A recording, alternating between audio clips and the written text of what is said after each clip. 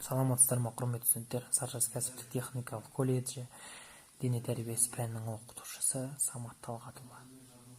Сабағымыздың тақырыбы допты қабылдау әдістері, яғни волейбол ойындағы допты қабылдау әдістерін үйретеміз. Ойын тәсілдері. Волейбол ойынның тәсілдері өте көп, және де волейбол ойынның ең басты мақсаты тек қана жеңіске жету.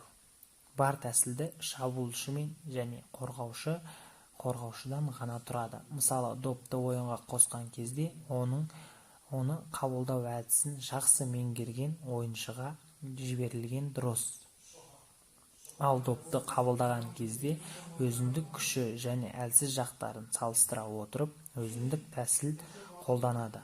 Міне осылай команда әр кездесуде өз тактикаларын құрайды. Допты ойынға қосу кезінде волейбол ойынының әлденен ойынға допты ойынға қосу басталады. Шабуыл есебінен жататын мұның әдістік орналуы мынандай: допты ойынға қосқан кезде волейболшы шабуылдау жасайтын алаңның шетіндегі орнынан тұрып, бір қолмен допты жоғары көтеріп, екінші қолмен алаңға қарай допты соғады. Волейболдың ойынға қосу әдісі жоғарғы жақтан және төменгі жақтан допты ойынға қосуға болады.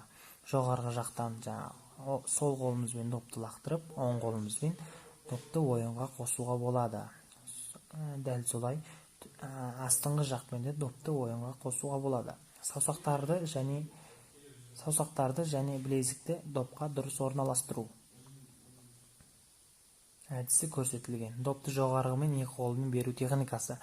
Допты беру барысында бастапқы жағдайда, содан соң сол қолмен аяқты бүгіп тұру үлгеру қажет.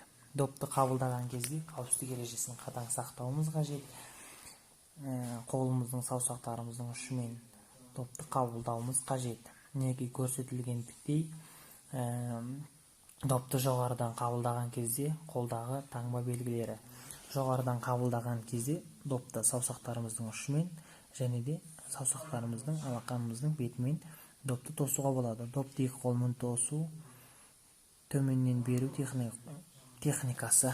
Допты беру қолдың көмегімен орналуы керек. Бір иықтың кішкене көтерілу допты ұшу бағытын өзгертеді.